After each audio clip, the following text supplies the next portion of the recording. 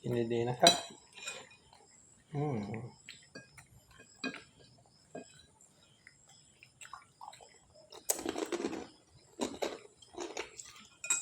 อร่อยจังงานกินข้าวกับอะไรอ่ะกินข้าวกับอันนี้มีอะไรบ้างไข่เจียวไส้กรอกไก่สองอันเลย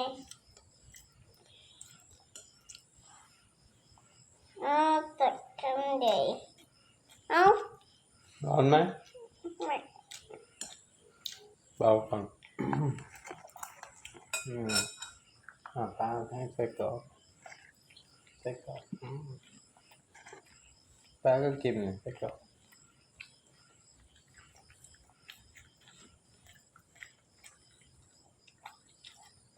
นั่งดี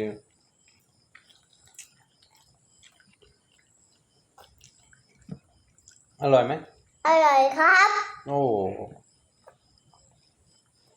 กินไข่เจียวด้วยกินไข่เจียวฝีมือป้า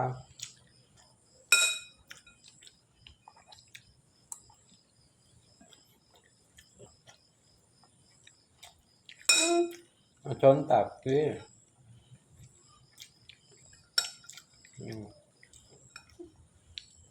เอาช้อนตักข้าวสิลูกไม่